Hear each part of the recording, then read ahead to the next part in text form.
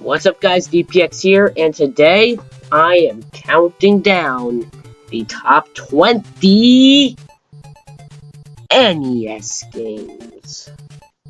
Yeah. So, of course, this has rules. I'm going one game per franchise, and no games that were from arcades originally or meant to be released over and over again or on released on many other platforms. This sadly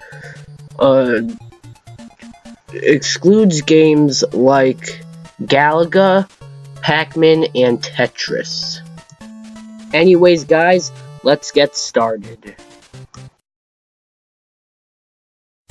Number 20 is Kid Icarus.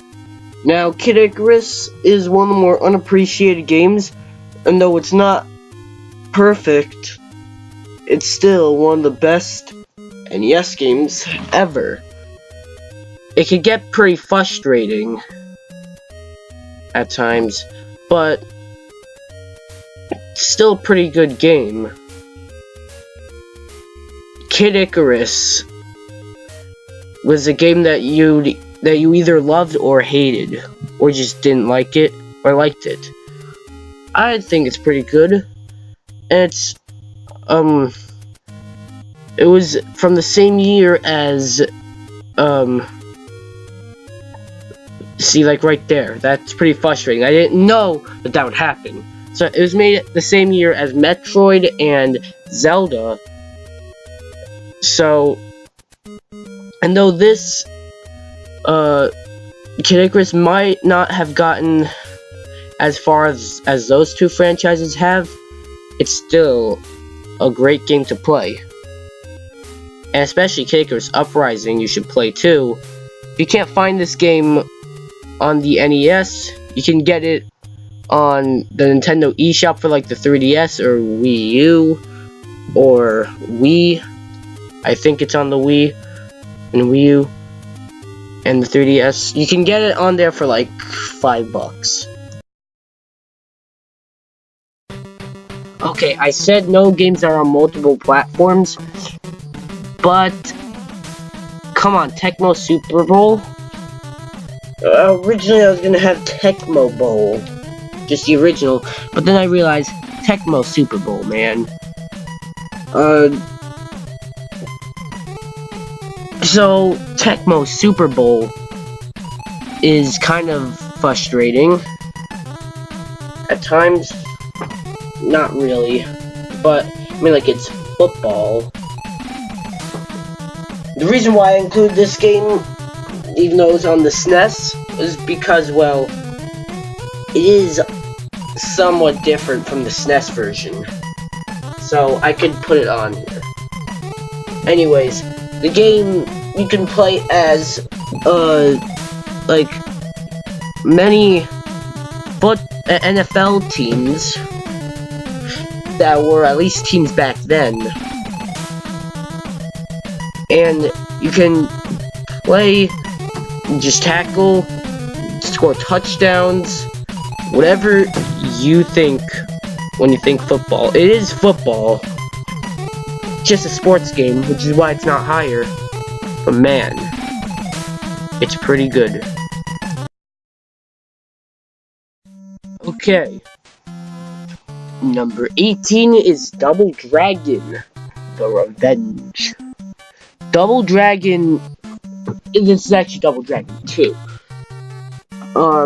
So Double Dragon, like the original Double Dragon, may have, in a way, spawned the beat-em-up, the side-scrolling beat-em-up genre, but Double Dragon 2 The Revenge is the overall better game. So, this game you play as the same dude as before, and though the controls switch around a lot, because Because at times it's A to punch and B to kick, and then once you start moving around, it's B to punch and A to kick, which can get a little annoying at first, but if you get used to it, it's fine. So Double Dragon 2 The Revenge is a pretty solid game that deserves to be on this list. Bionic Commando was one of Capcom's early games, and though it may show, the game is still great, and a beloved game by many. This game you play as Rad Spencer, and there are notable changes with this game than many games, if that made any sense. So, instead of having a jump button, you have a button that stretches your, like, robot, thing that you can swing over. You can use that, and though the game is pretty hard, since it doesn't have a jump button, and you can't always rely on the swing chain thing. It is really hard, since you die, like, one hit you die, 3 times you die, game's over. So, yeah. The NES was home to many really challenging games. This was one of them. And, but it's also, one of those games that are frustrating and fun. This game is mostly fun. Yeah. Ninja Gaiden. Wait, is it Gaiden or Gaiden? Ninja Gaiden! Hey! Well, okay then. I guess it's Gaiden. Ninja Gaiden, the original, was pretty tough. And though Ninja Gaiden 2 might not be as tough as its predecessor, that's actually a good thing. Because Ninja Gaiden 2 got criticized a lot for being pretty hard. I mean, the original one got criticized for being hard, and though this is pretty hard still, Ninja Gaiden 2 is the better game. Ninja Gaiden 2, you play as Ryu Hayabusa with the same sprites and sound effects, though, as the first one. It's a very similar game. The game is still pretty fun, and also pretty hard. Guess what? There's another hard game. What's that? Battletoads was one of Rare's earlier games.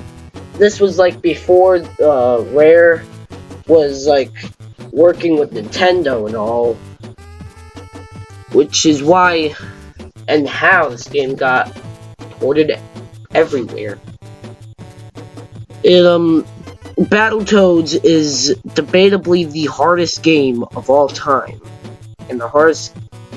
I was gonna say the hardest game on NES, but I mean, if it's the hardest game of all time, of course it's the hardest game on NES. What, stupid? Anyways, Battletoads, you play as Zitz or Rash trying to save Pimple. Yeah, that's real cool. Naming your characters after Acme. Anyways, the game is very frustrating, and also people like to hate on it because of how hard it is, but you look besides that and you got something special. Maybe you might call this a Zelda ripoff, and though it's a Zelda clone, it was made by Nintendo. Star Tropics was a nice, colorful Zelda-like game, but the sequel is where it's at. Zelda's Revenge Star Tropics 2. Zelda's Revenge Star Tropics 2, it being a hidden gem in the NES library, released very late in the system's lifespan. Star Tropics 2, you play as Mike Jones. Well, you play as him in the first one, but the second one, you play as him too, and you travel a bunch of places. But both the first and second one are both like Star Tropics. What? They're both like Zelda. And it's not some coincidence that the first one's like the first Zelda and the second one is like the second Zelda. No. Star Tropics, this is Zelda's Revenge Star Tropics 2. If you can't get it on the actual NES, you can get it on the Wii Virtual Console right now. So, yeah. Or you can get an emulator. That always works. Teenage Mutant Ninja Turtles 3, The Manhattan Project, is a step up from the first two. And though I'm sure many of you guys probably wanted Teenage Mutant Ninja Turtles 2, the arcade game, on here, I go by Teenage Mutant Ninja Turtles 3, the arcade, the Manhattan Project. Since the gameplay is much smoother, and it's less difficult. Like, not that the arcade game, like Teenage Mutant Ninja Turtles 2, the arcade game, is difficult, but can get frustrating at times, and so does this. Not. So, Teenage Mutant Ninja Turtles 3, the arcade game, God, Teenage Mutant Ninja Turtles 3, the Manhattan Project, is one of those games that is one of the more iconic games on the NES that more people look at. That and the second one. Again, it was pretty hard deciding between this one and Teenage Mutant Ninja Turtles 2. But in the end, I went with 3, because it's the better one. Okay, though the name might be misleading, the game is really good. Final Fantasy was meant to be Square's last game as they were going bankrupt. And they were going bankrupt because they were kept producing stupid games like King's Knight. But this was intended to be their last game, but since it met with huge success, Square had the money to continue, and they had to stick with the name. Wanna know why it was met with huge success? Because it's a great game.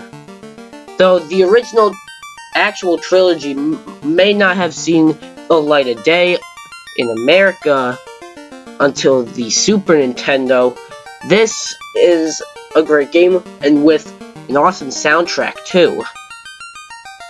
Not so much a rockin' soundtrack or anything, but definitely a nice, mellow soundtrack.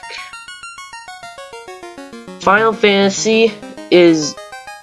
this game was actually close to being on the top 10, but I decided that it should be here because of the next game. The next game at number 11. Yeah. Not much people know about this game due to it being a licensed game of... But Batman on NES is actually really good. so good that it only barely misses the top 10. Batman on NES. Of course, you play as Batman and find these enemies from the Batman movie. At the time, forgot which one it is. I'm having a brain fart, but you know, yeah. Batman is this nice side scroller, and it could be difficult and frustrating at times, which is probably why they make the top 10. But still, Batman on NES is a great game, and one of the best Batman games of all time, and one of the best NES games of all time, but barely misses the top 10. At number 10 is Castlevania 3, Dracula's Curse. Now, Castlevania 1 is pretty good, but pretty hard. Castlevania 2 is not as good, but Castlevania 3 is where it's at. In this game you play as, I believe it's Simon's ancestor Trevor, and doing what Simon does best. It's one of the more recommended games on the NES, and I'm sure many people could agree. Though it was kind of hard only putting it at number 10. Some of the jumps may be annoying to land sometimes, which is a flaw that I kind of don't like in this game. It's still a great game, and definitely deserves your attention. Okay, this game is very hard, and I suck at it because of how hard it is. As you can see, I'm not doing too good against Glass Joe. But I do beat him eventually, don't worry. But, Mike Tyson's Punch-Out is a classic game from Nintendo, and originally the arcade game. So what? I said no arcade ports. But this is... I don't think it featured Mike Tyson in the arcade version. I think that was just Punch-Out.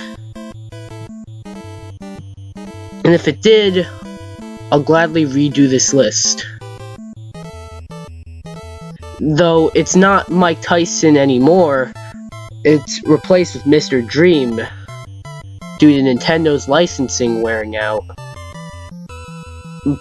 But this game is a classic, and though it hasn't gone anywhere, it hasn't gone much places since this game, and maybe the one on SNES. And though it does have a pretty cool remake on the Wii that they should definitely try out, this game is a classic, a cult classic, for many good reasons, and definitely one of those must-own games on the NES. And it's very hard, by the way. Oh, Contra, the hard franchise. If you got a Contra game, it's gonna be hard. Case in point, original Contra. A classic, don't get me wrong, but it's also brutally difficult. So I suggest you use the Konami code. But even then, it's pretty hard. But Contra is a pretty cool game. With Konami's early titles, Contra is sort of the definition of hard.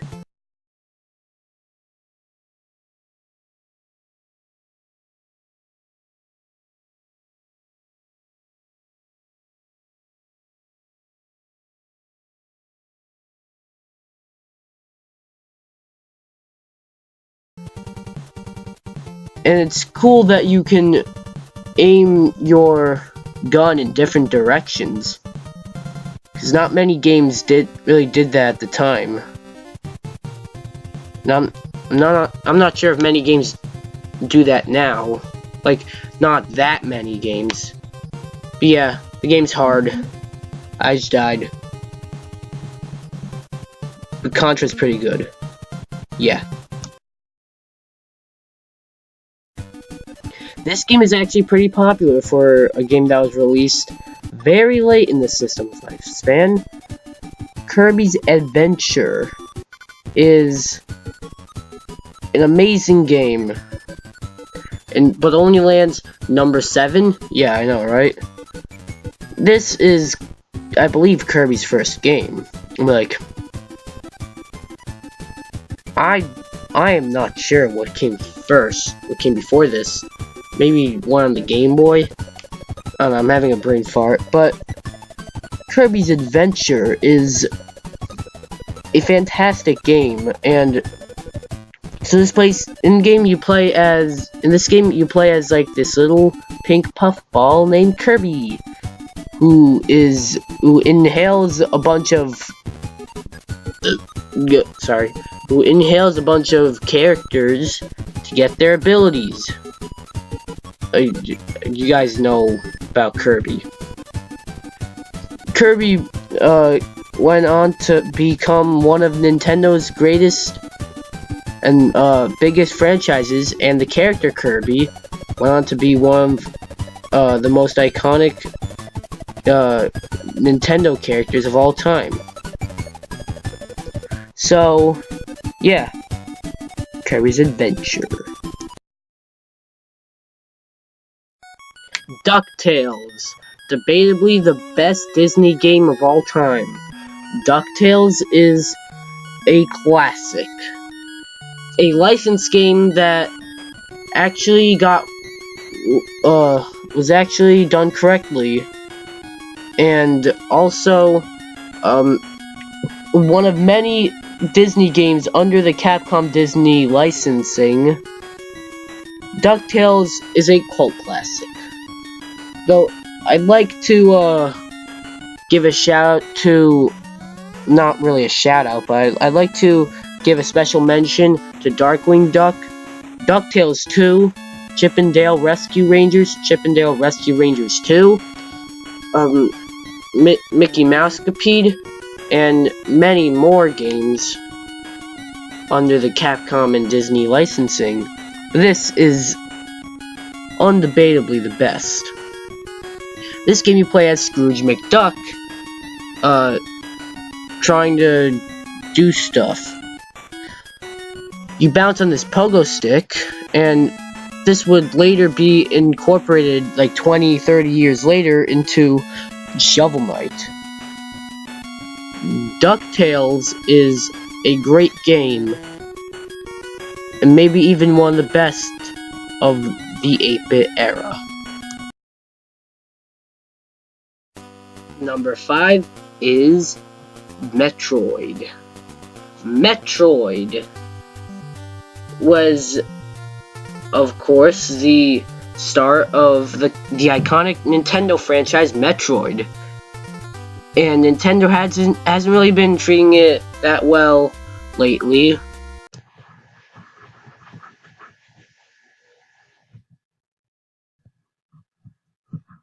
Point taken.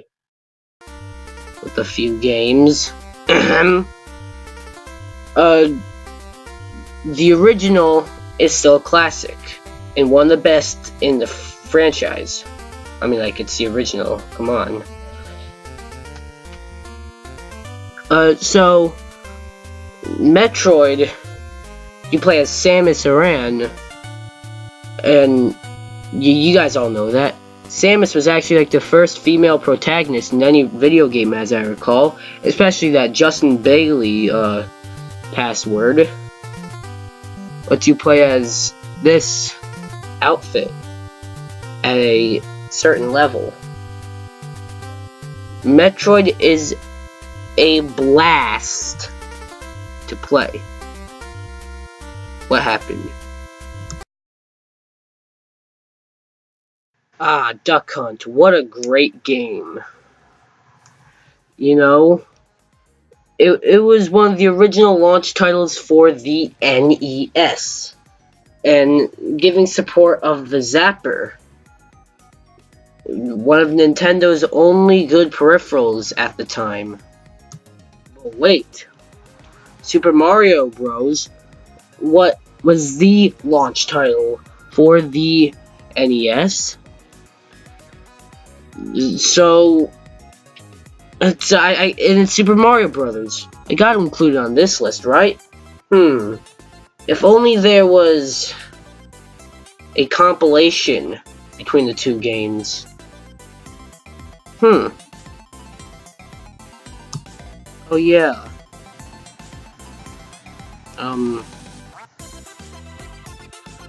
Forgot. Yeah. I know you can kind of call this cheating, but I mean, come on. Duck Hunt and Super Mario Brothers are two must-haves on the NES, and most people actually have the compilation cartridge. So, I mean, like, and it's one cartridge, so, I mean, I should put both on the list, and it's my list, not yours. I can do what I want. I mean, come on, this is one of the most valued cartridges in the NES library. I just wish you can shoot that dog in Duck Hunt, though. You guys knew this one was coming. See, it's dangerous to go alone. Take this. The original Legend of Zelda is a great game. One of the most revolutionary, too. Actually giving a save feature known as the battery backup. Well, the battery backup is what was in the cartridge, and it gave you the save feature. Other games, like Metroid, that I just spoke about, somewhat had a save thing, but it was not a save feature or anything. It was just the password thing.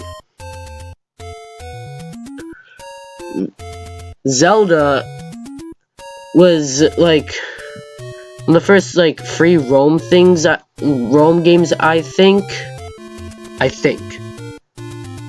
and giving you an overhead view that very few games had at the time, making any game like it a Zelda clone. This game is a great game, and in fact it was almost going to be at number 2, it really was, but there's a game that I had to put at number 2 instead, and that is Mega Man 2.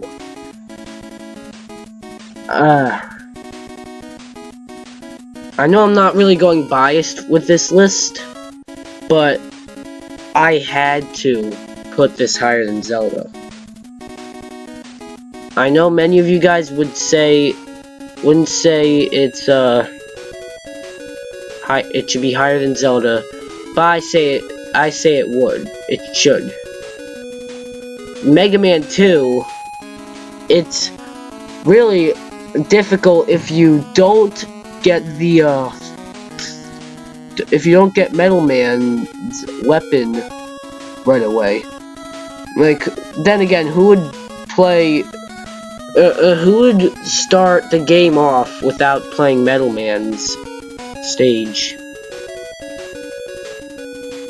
It could be pretty frustrating at times, but it's simple. Mega Man 2 is one of the greatest games of all time.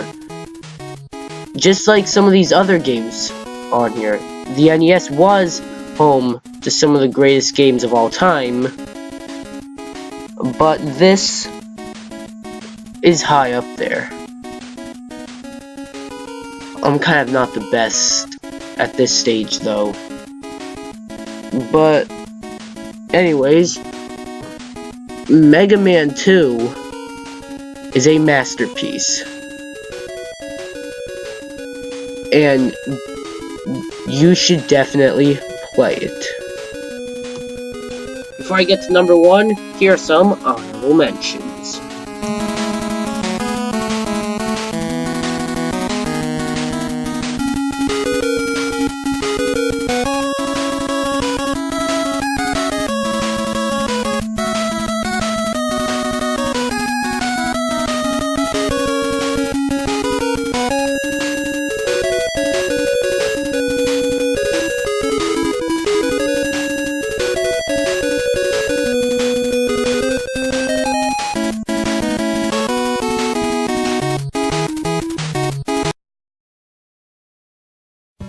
I'm sure all of you guys expected this game to land at number 1.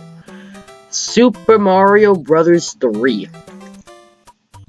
One of the best Mario games, my personal favorite Mario game. Super Mario Bros. 3 is also one of the best 2D platformers ever made. Super Mario Bros. 3 introduced some new items to the Super Mario Bros. Franchise, like the Leaf and the Tanuki, as well as some that we haven't seen since, like the Hammer suit. And we also got the, I think, I'm not sure, I feel like the Boomerang was in this, but not sure. Don't quote me on that. Super Mario Bros. 3 is just a masterpiece. You guys all knew it was going to be on here. It's one of the greatest games ever made. And yeah, Super Mario Bros. 3. There are tons of great NES games that I probably missed, with the top 20 and with honorable mentions. So what are your favorite NES games? Tell me below. And it could be as much NES games as you want, I don't care. Or you could just say what your favorite NES game is, that's fine. So yeah, be sure to like this video, comment, subscribe, and I will see you guys next time. Goodbye.